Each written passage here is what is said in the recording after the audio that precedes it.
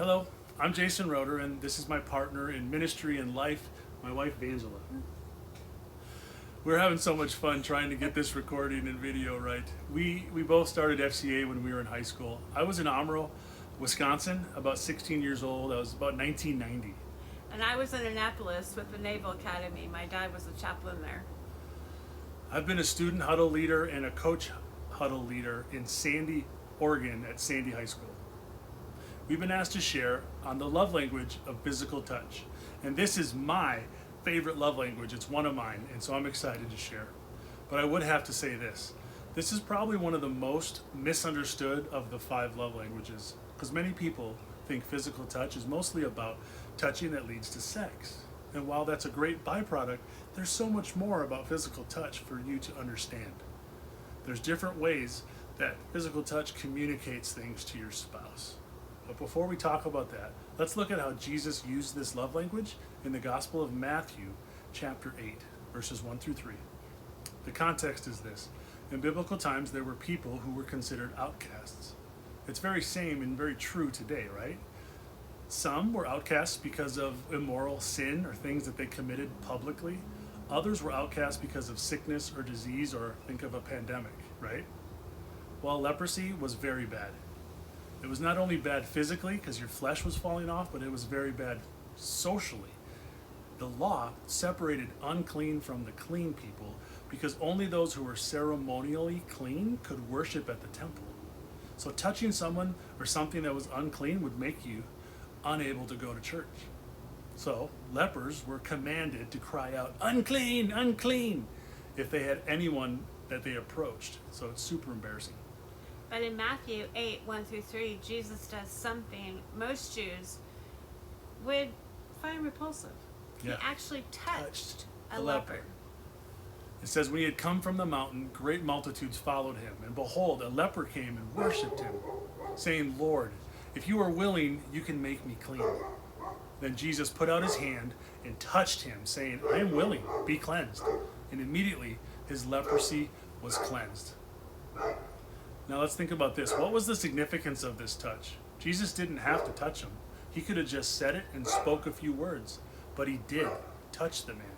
He reached out his hand and he touched the untouchable.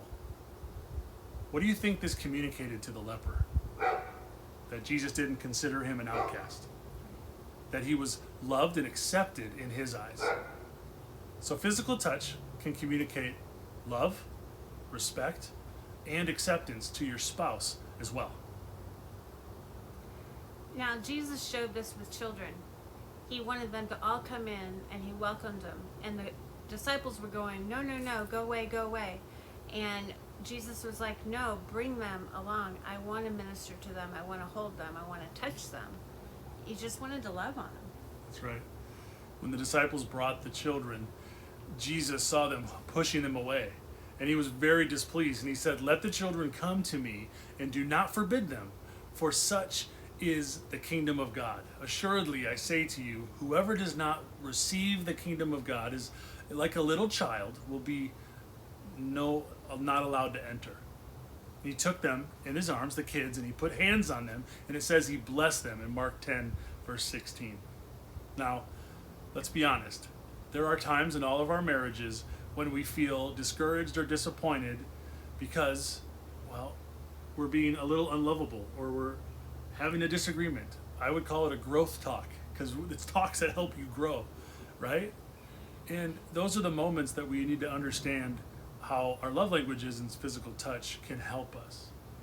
So when that occurs, putting a hand on your spouse to let them know it is not between us. The conflict or the issue we're talking about is out here in front of us. It's And like us we're a versus team. them or Yeah. the problem, but it doesn't have to come between. Right. Yeah. So we're a team, and always a team.